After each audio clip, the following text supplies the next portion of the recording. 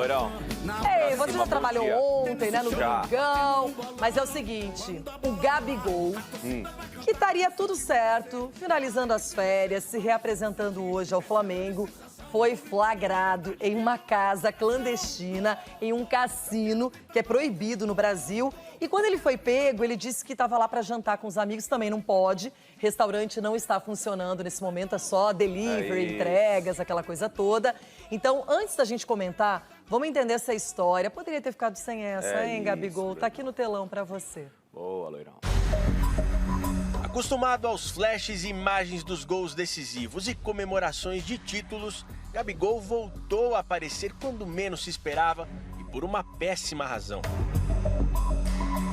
O atacante do Flamengo foi flagrado em um cassino clandestino na madrugada de domingo, na zona sul de São Paulo. Uma festa para cerca de 200 pessoas, repleta de comidas e bebidas alcoólicas, em tempos em que perdemos cerca de 2.000 vidas brasileiras por dia. A operação foi uma força-tarefa montada pelo governo do estado, com as polícias civil e militar, Procon, Corpo de Bombeiros, Vigilância Sanitária e Guarda Civil Metropolitana. O cantor MC Gui também foi detido na festa clandestina. Segundo informações da polícia, Gabigol foi encontrado escondido embaixo de uma mesa e precisou deixar o local em uma viatura. Tinha mais de 200 pessoas. Para a polícia identificar o Gabigol foi mais de 40 minutos, porque ele se escondeu atrás de umas moças, atrás de uma mesa, e até chegar a vez dele, quando nós começamos a identificar as pessoas, aí constatamos a presença do Gabigol lá. Ele ficou um pouco irritado na hora, porque ele achou que a polícia estava lá para atrapalhar, para criar mais aglomeração, foi o que ele disse para nós, mas depois ele foi se acalmando e entendendo que ele tinha que se comparecer na delegacia. Não tenho esse costume de jogar, a única coisa que eu jogo mesmo é videogame. Estava com meus amigos e a gente foi comer, até acabamos comendo, e quando a gente estava indo embora, a polícia chegou mandando todo mundo ir pro chão. Todos os envolvidos foram encaminhados para a Delegacia de Crime contra a Saúde Pública e precisaram assinar um termo circunstanciado, no qual se comprometem a prestar esclarecimentos aos policiais. Depois disso, foram liberados. E tal procedimento substitui a prisão em flagrante.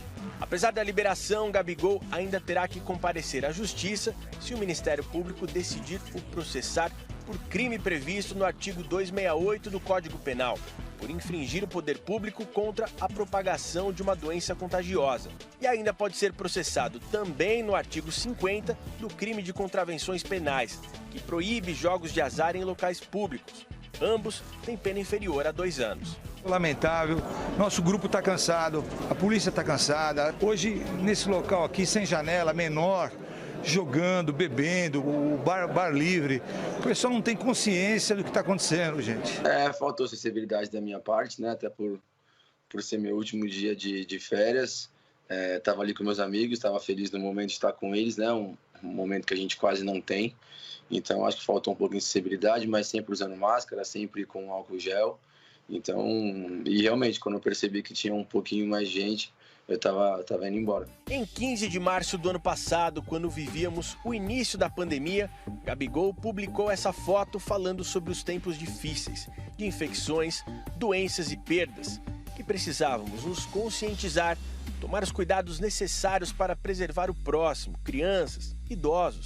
No final, pediu para que todos pudessem se resguardar, ficar em casa e se proteger. O elenco do Flamengo ganhou um período de descanso após o término do Brasileirão, e a equipe se reapresentou no Ninho do Urubu nesta segunda-feira, incluindo o Gabigol, que provavelmente teve que dar algumas explicações. Sem dúvida alguma, o ambiente do futebol parece ser seguro, cercado de cuidados e testagens, mas somente se os jogadores fizerem sua parte quando retornam para suas casas.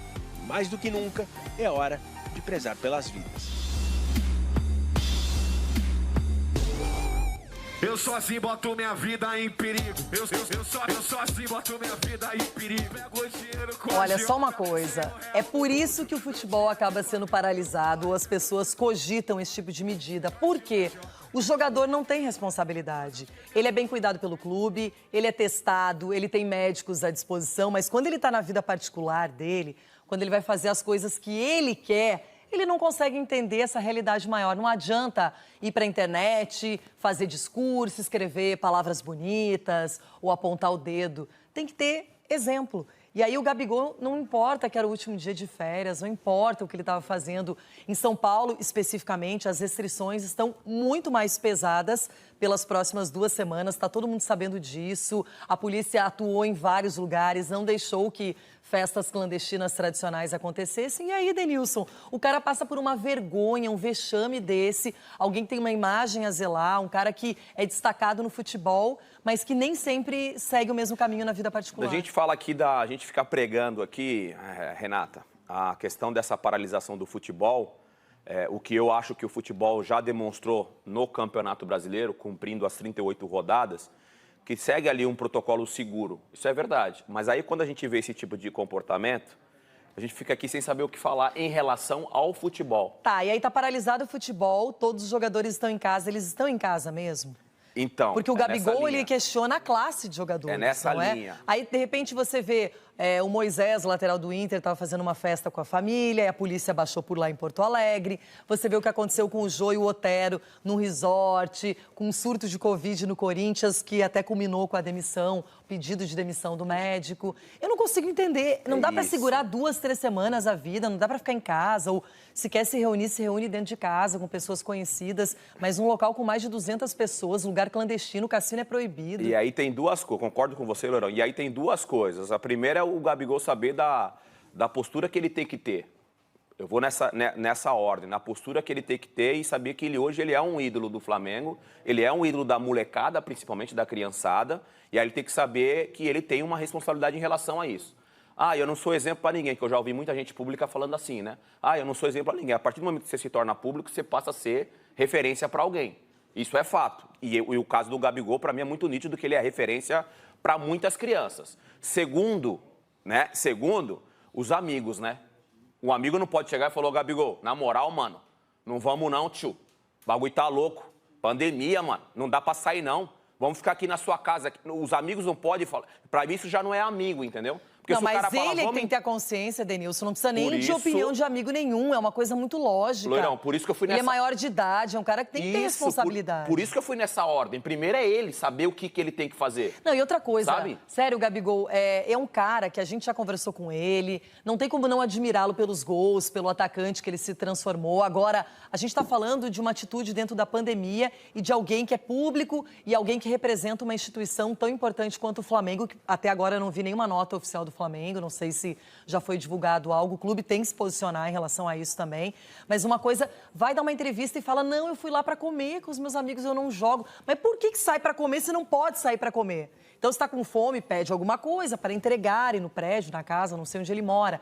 Outra coisa, Denilson, aí o cara vem e faz uma declaração como se todo mundo acreditasse nisso. Mas para que já não fala, errei, peço desculpas, vou melhorar e pronto. Mas aí fica mascarando uma situação que essa é a sensação que eu tive, dizendo que foi lá para comer com os amigos.